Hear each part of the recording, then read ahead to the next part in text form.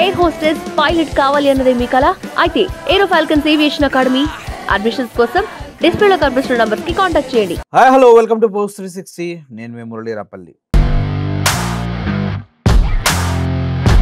ఏపీలో బ్రాహ్మణులపైన దాడి నిరాటంకంగా నిర్విరామంగా జరుగుతూనే ఉంది.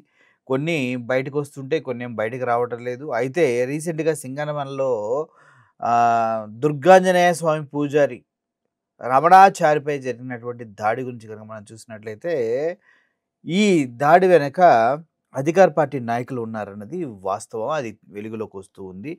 దానికి తోడు ఇంట్లోకి చొరబడి మరీ టీడీపీ నాయకులు ఇలా తనపైన దాడి చేశారంటూ చెప్పడం జరుగుతుంది.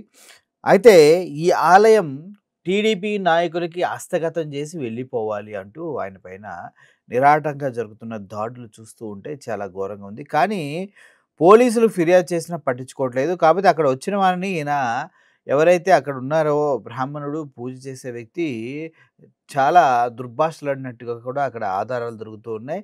నీరేన్ రామ్ హాలాం హాదిహ్వాల్ అంటూ కూడా ఆయన సంబోధించిన విషయం అర్థమవుతుంది. ఈ క్రమంలోనే ఆయన ఒక వీడియో రిలీజ్ చేశారు.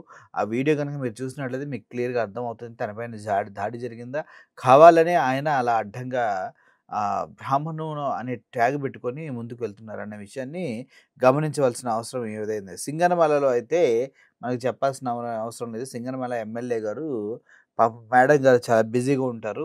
ఆవిడ కలెక్షన్ ఏజెంటు. ఎక్కడ దొరికితే అక్కడ అన్ని జాబులు అమ్ముకుని ఎక్కడ దొరికితే అక్కడ డబ్బులు దండుకునే ప్రయత్నంలో మేడం గారు చాలా బిజీగా ఉంటారు.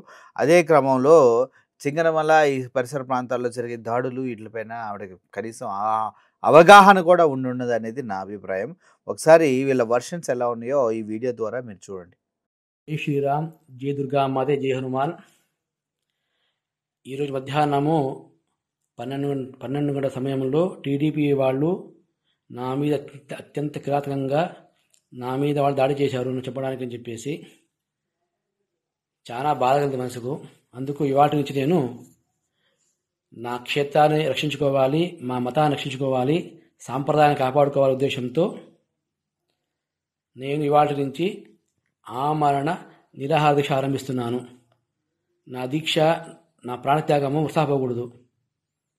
కాబట్టి భక్తాదులందరూ కూడా మా మధ్వాచార సంప్రదాయాన్ని గౌరవించాలని, ఈ క్షేత్రం వరకు ఏదైతే ఉందో దాన్ని కాపాడుకోవడం కోసం నేను ప్రయత్నిస్తున్నాను.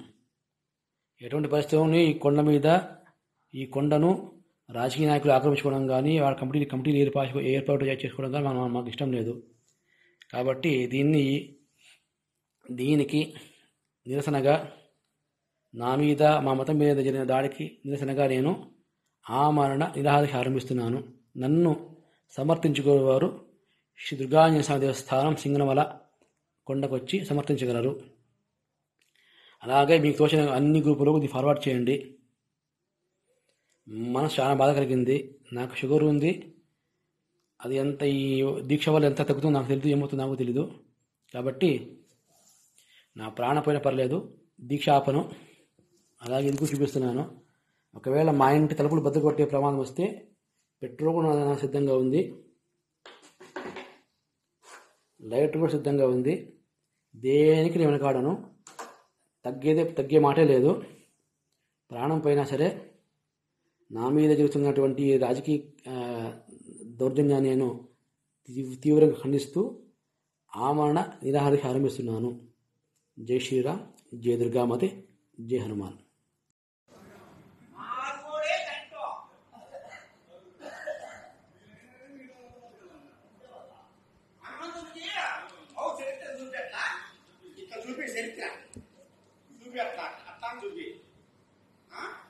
రామునికి వీడియో తీసుకునే కాదు, అప్పుడు ఏంటంటే నన్ను దాడి చేసే కొత్తలో నన్ను పొడిచే కొత్తలో ఇప్పుడు మాట్లాడి నాకు కూడా నేను కూడా మాట్లాడతాను. మాది కూడా అంటావు నువ్వు, మాది కూడా అంటావు, నీ మీద కూడా కేసు పెడతాను. లే మాది కూడా నీకు పూజ కావాలంటున్నావు. నేను కూడా వెంటనే పోయి ఎస్పీ ఆఫీసులో మా ఎంఆర్పీ వ్యవస్థలను పట్టుకొని కేసు పెట్టొస్తా. నేను నీ మీద యాక్షన్ తీసుకుంటా.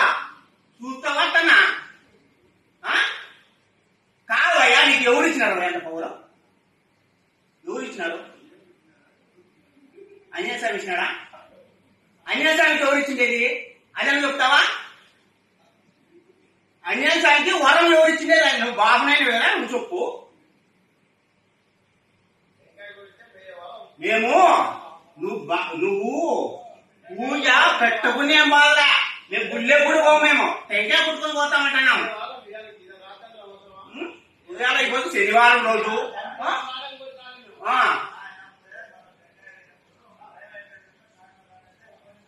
పోయినాం కదా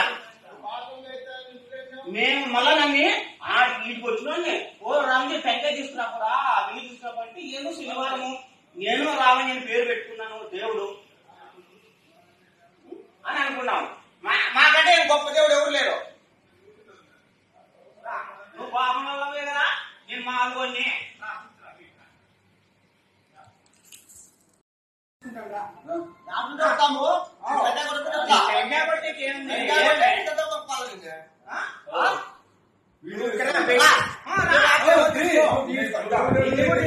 నువ్వు మాట్లాడు, వాయిస్ మాట్లాడు. నేనేమన్నా ఎవరైనా ఒక్క మాట అంటున్నారా? తీసుకో, నేను కూడా తీస్తానులే. నువ్వు చెప్పు, వాయిస్ మాట్లాడు. ఎందుకంటే మీ వీడియో రికార్డ్ అవుతుంది, మా మధ్య మర్యాద తెప్పండి. 12 గంటలకు నేను తర్వాత నేను మర్యాద చెప్పిన సాయంకాలం 5 గంటలకు రండి. సో ఎవరిపైన వారు ఎదురుదాడి చేసుకుంటూ ఇలా ఇష్టం వచ్చినట్టు మాట్లాడుకోవడం అయితే జరుగుతుంది. ముఖ్యంగా ఎవరి తప్పు ఎవరు ఒప్పు అనేది గమనించినట్లయితే అక్కడ దాడి చేస్తున్న వాళ్ళదైతే పూర్తి స్థాయిలో తప్పు ఉంది. అలా అని వాళ్ళని చిన్న చూపు చుట్టడం ఇటువంటి బ్రాహ్మణులకు కూడా తగదు అనేది చాలామంది హితవు పలుకుతున్నటువంటి విషయం. సో ఓవరాల్గా ఇది అనమాట జరిగిన సంఘటన. బ్రాహ్మణులపైన దాడి కాదు, ఇది కంప్లీట్గా వేరే మార్గంలో వెళ్తూ ఉంది. టీడీపీ నాయకులు దాడి చేసి ఉండొచ్చు, కానీ గుడికి సంబంధించిన తాళాలు అప్పచెప్పి వెళ్ళమని అయితే కాదు.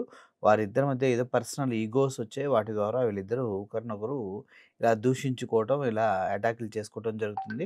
బ్రాహ్మణుల్ని ఎవరు ఏమి అంటారో అంత ధైర్యం చేశారంటే నిజంగానే దాని వెనక చాలా బలమైన కారణాలు ఉండొచ్చు. ఇదేంటనేది రాబోయే రోజుల్లో అంటే రేపు ఎల్లుండిలో ఫుల్గా మీకు చెప్పడం జరుగుతుంది.